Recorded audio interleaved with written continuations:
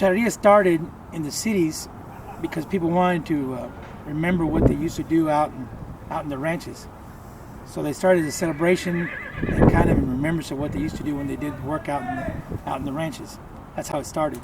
But I don't know. There's a big sense of pride in it because even just the hat symbolizes Mexico, and so it over the years it's gained a lot of favor and a lot of pop culture.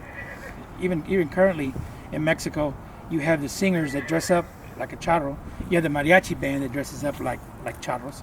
A lot of times we get confused for mariachis because people who don't know what a charro is, will see a charro and say, hey, where are you gonna play?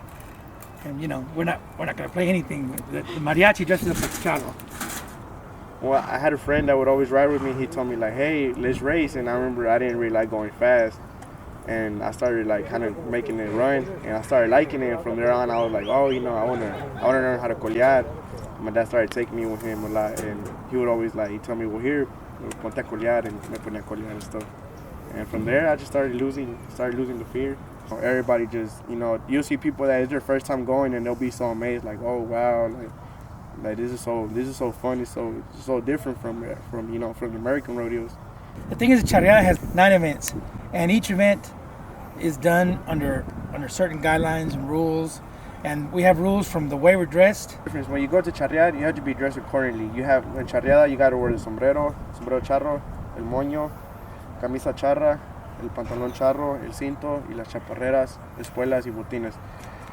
Whereas a coleadero is just one event. Coleaderos, they took one event, which is the most popular, the colas, and they do it in places that don't have the same oversight. And since there's no oversight, as in any sport and anything in life, if you don't have oversight, there's no barriers. You do whatever you want, and people get carried away. So the thing I don't like about coleaderos is that it's not organized. It's too chaotic. I like to colear, and I just like to have a good time. Be with my friends. Not having to stress that you got to make points. Like over there, like if you don't drop a bull, well, you could just be like, oh, well, I'll go get in line again and follow another one. Which over here, if you don't drop one, you'd be like you'd be all like kind of mad about it because you'd be like, those could have been like 10 points for the team. I could have helped out the team. This is like drugs for these guys. These guys have to be doing this every weekend. So if we say you can't compete for a year, it's a big deterrent. We know about the 2 people that died at the coleadero nearby. Do you think there's any way to make those events safer? How do you think they should be run? Well, yeah, there is a way. You can. If you see somebody that's drunk, just not tell them to chill out, or tell their family member, hey, can you get them out of here. It just all depends on the person who is at the door, controlling the door, to open the steers. There needs to be some kind of oversight. Of course, and the best people to oversight is our organization, because we know what it takes to have. We want the event to come out great. We don't want the livestock to get hurt, and we don't want anybody to get hurt. Of course, in rodeos, like any kind of rodeo, it's going to be dangerous just because you're dealing with animals. And the animals are irrational, and the coleaderos, sometimes the people are irrational. This is a family event, the charreria, where coleaderos is a big old party, and it's like, but charreria is we're preserving our tradition. We're not just doing it to rope horses. We're also doing it as a celebration of being Mexican.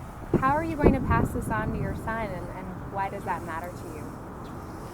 Everybody's always asked me that. They always told me are you gonna make them be like how you are? Are you gonna tell him to do this even if you don't want to? And it's like I said, if he wants to follow my footsteps, well, I would really like it. But it's just a tradition, and it's up to the kids if they want to follow it. Charreria is Mexico's national sport, and charros at one time were considered like a second military force. I'm talking 100 years ago, right? So you dress up, and a lot of times there's a saying that when you're dressed as a charro, you're dressed as Mexico. I just feel like I made my dad proud because I followed in his footsteps, and made my family proud, like my grandpa in Mexico and my uncles in Mexico.